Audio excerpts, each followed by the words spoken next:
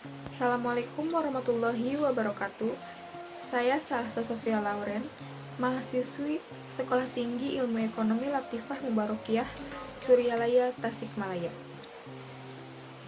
Prodi Manajemen kelas 1C dengan NPM 2101087. Di sini saya akan memenuhi tugas mata kuliah pengantar bisnis dengan dosen pengampu saya, Bapak Adi Robestiana SEMM. Baik, jadi di sini saya akan memaparkan materi tentang entrepreneurship atau sering disebut kewirausahaan. Jadi yang pertama itu ada pengertian kewirausahaan. Jadi apa sih kewirausahaan itu? Kewirausahaan atau entrepreneurship adalah orang yang berjiwa berani mengambil risiko untuk membuka usaha dalam berbagai kesempatan. Kegiatan wirausaha dapat dilakukan seseorang atau berkelompok. Dan seorang wirausahawan dalam pikirannya itu selalu berusaha mencari dan memanfaatkan peluang usaha yang dapat memberi keuntungan bagi dirinya.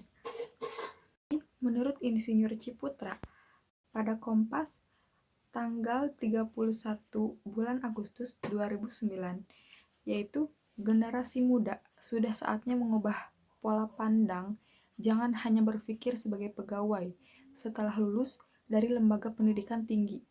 Apalagi pegawai negeri, menjadi wirausaha perlu difikirkan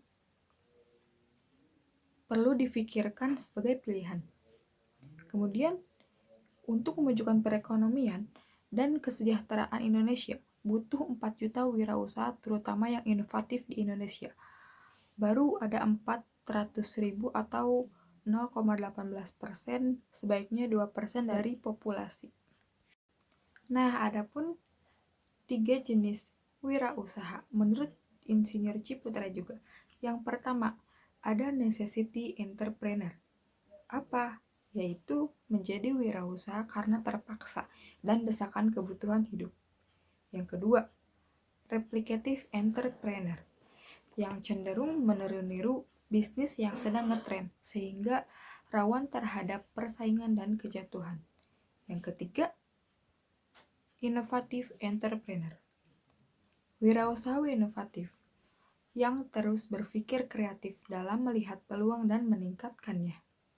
Maka mereka lebih cenderung mendorong anak-anaknya untuk mencari pekerjaan atau menjadi karyawan. Kemudian orang tuanya merasa lebih bangga, bahkan merasa terbebas bila anaknya telah selesai kuliah mampu menjadi pegawai. Salah satu faktor lain adalah tidak ada atau sulitnya memiliki modal untuk berwirausaha. Apa solusinya? Nah, solusinya lembaga pendidikan tinggi diharapkan mampu menciptakan jiwa wirausaha sehingga mereka mampu mandiri dan menciptakan lapangan kerja. Pendidikan kewirausahaan juga atau entrepreneurship di Indonesia itu perlu ditingkatkan. Ini ada latar belakang perlunya berwirausaha. Yang pertama, agar mampu menatap masa depan yang lebih baik.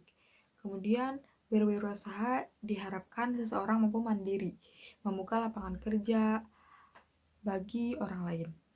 Kemudian, bisa menjadi bos bagi usahanya sendiri. Lebih baik membayar gaji daripada digaji sendirinya. Nah, pola pikir juga perlu diubah.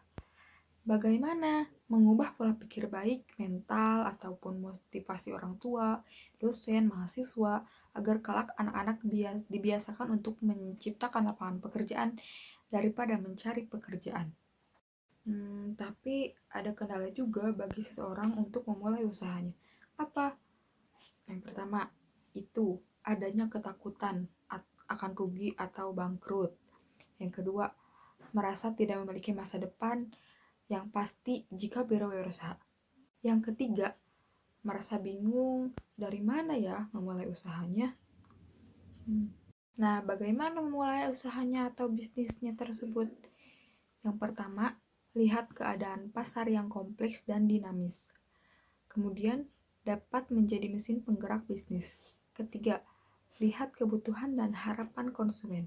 Keempat, bangun tanggung jawab etika moral. Penting. Yang kelima, inovasi produk pasar dan modal bisnis. Yang keenam, komunikasi yang baik terhadap konsumen. Dalam berwirausaha juga itu ada etika dan norma setiap pengusaha.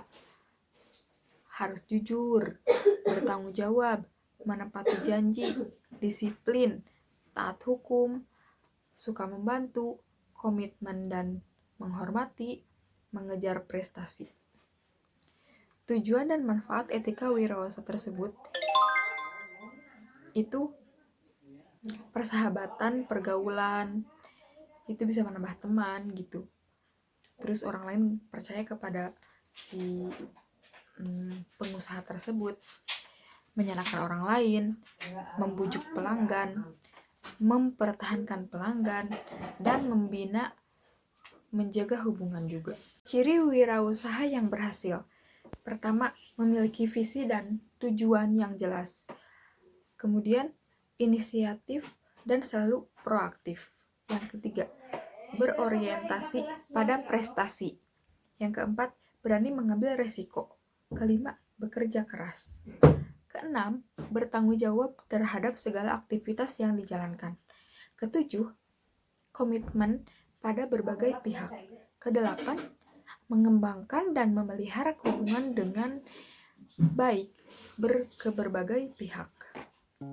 Itu dia semua yang dapat saya sampaikan mengenai entrepreneurship atau kewirausahaan.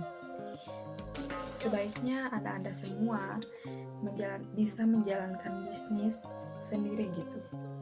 Semoga kita semua bisa sukses. Amin ya rabbal alamin.